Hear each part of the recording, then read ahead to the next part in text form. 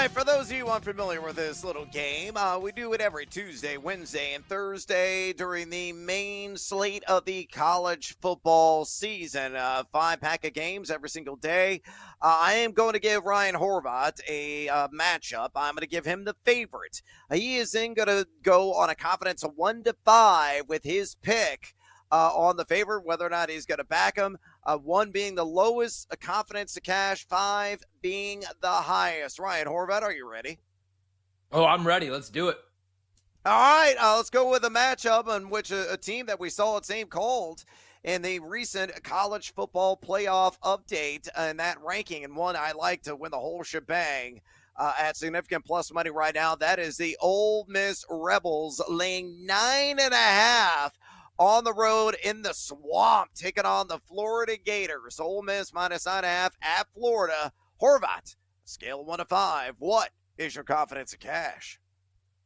I'm with you on Ole Miss, man. I'm looking at their price right now to win the national championship, which is right on our right. If you're watching the show on Twitch or YouTube, 15-1. I think that's a really good price. Even without Trey Harris, Jackson Dart's playing his best football, and they're going to get Trey Harris back. The reason they're winning games, though, they run the ball well, which sets up those deep shots down the field. Even when Jackson Dart wasn't hitting those deep shots, he's a really good intermediate passer, the best in the country. And they're winning because of that defense, that pass rush. So I really like Ole Miss in this spot. I mean, everything's right in front of them.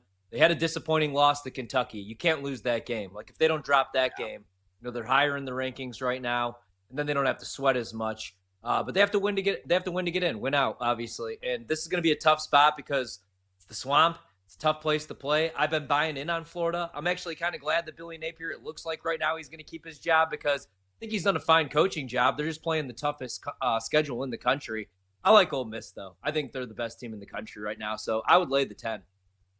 All right, you're going to lay the 9.5 or 10, depending on what that line is right now at BetMGM. Horvat ain't scared. Let's see what the numbers nerd says. Ole Miss, number 4 in the nation.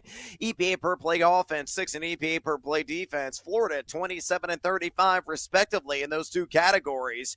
The projection, according to College Football Insiders, Ole Miss 29.45, Florida 20.83 for a difference of 8.63. The numbers are sides with the Florida Gators. PU. I don't like that one a whole lot. Neither do you. Let's go to the next matchup. Oh, ILL, my nationally ranked once again finding a line. Number 25 in the recent college football playoff ranking. Pecking order, so they're very much on the outside looking in. But hey, they were saying there's a chance. It's like an infinitesimal chance, but you just never know. Anyway, it's been a great season for my orange and blue. They're on the road, and they're catching a point. Rutgers laying 1 against the ILL. Scale of 1 to 5, 5 being the highest. What is your confidence of cash? Yeah, this is like a 3 out of 5. So last week I took Illinois against Michigan State, even though, Michigan State was supposed to be the sharp side, and we were right on that one.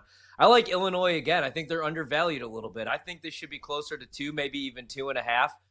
For whatever reason, they've been undervalued in the market all season long, though. And I also like Rutgers, man. I'm a fan of Rutgers. They can run the ball. They play some tough defense, but I think Illinois is the better team with the better quarterback and the better defense. So give me the Illini. All right, the fighting Luke Altmaier. The numbers nerd says Rutgers, number 44 in EPA per play offense, 71 in EPA per play defense. Illinois, 42 in offense, 63 in defense. The projection, according to College Football Insiders, Illinois, 25.41. Rutgers, 23.79 for a difference of 1.62 in favor of I back the orange and blues as the numbers earned, and Ryan Horvat catching a point in Piscataway. All right, let's stay in the Big Ten, and let's go to the marquee matchup of the weekend, the Ohio State. I have to say that for copyright purposes. Now laying 12.5 against the Indiana Hoosiers, who were top 10, well inside the top 10 in the recent college football playoff ranking updated just moments ago. What, good sir, is your confidence of cash at Ohio State, Indiana? Yeah, I'm about a 4 out of 5 here. So Ohio State, like I said a couple weeks ago against Penn State, they can't have a slip up here because they still have to play Oregon in the Big Ten championship game. So I like Ohio State, unfortunately, man. Indiana's been a great story. I think maybe Indiana could keep it close in the first half, but I think talent takes over in the second half. You have Quinshad Judkins, you have Henderson, Will Howard, minus that mistake he made in the first quarter against Penn State, the pick six that had him down 10-0 against Penn State. He's played pretty clean this season. So I just think at the end of the day, talent's going to take over. I think Ohio State probably wins this game by 21. Oh, man, I hope that really doesn't come to pass, but let's see what the numbers nerd says. Ohio State, number 5 in the country, EPA per play offense, number 2 in EPA per play defense. Indiana, number 3 in offense, number 16 in defense. The projection, according to College Football Insiders, Ohio State 24.35, Indiana 20.92 for a difference of just 3.43 advantage. According to the numbers nerd, Indiana plus the 12.5. So some disagreement there between Horvat and the numbers nerd. All right, let's move on. SMU just barely outside looking in, the first team out of the projected college football playoff.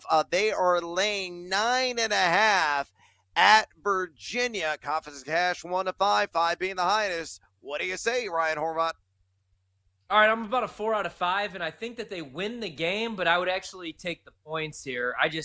You know what I mean? That's a lot of points here. I think they probably win this game by closer to 7.5, a touchdown to 8 points. I think 9.5 is a little inflated. I do like SMU to make the playoff, though, at plus 118. I think they could beat Miami, to be honest with you, on a neutral field. Miami has survived because of Cam Ward. Terrible coaching staff. I think that SMU has a top 20 roster. I really like this team.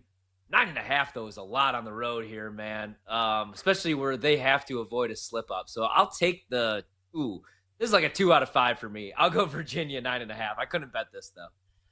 All right, numbers nerd says SMU 16 in the country, EPA per play offense, number 13 in EPA per play defense. UVA 69, nice or not so nice, in EPA per play offense. Oh, look at this, a Quinky Dink 69, not so nice as well, in EPA per play defense. The projection, according to College Football Insiders, SMU 35.96, Virginia 24.74 for a difference of 11.22 advantage, says the numbers nerd. SMU minus 9.5. All right, let's go to one more matchup. Another team that's inside the top 10 of the college football playoff rankings, and that is the U. Miami laying 24.5 against Wake Forest. Ton of points here, Horvat. What is your confidence of cash? Yeah, I know I kind of just ragged on Miami, but this is like a 4 out of 5. Miami's at home. I think Miami rolls here. The only thing that scares you is they play with their food a lot. They go down early in these games. But even when they go down early in some of these games, they could rattle off 21, 28 on you just like that. I love all the skill position players. Love the running backs. Love Damian Martinez. And I really hope, that they do ball out, and I hope that they do win the ACC championship and sneak into the college football playoff, and maybe Colorado has some embarrassing losses down the stretch, because I still have some hope for Cam Ward in that 20-1 Heisman ticket.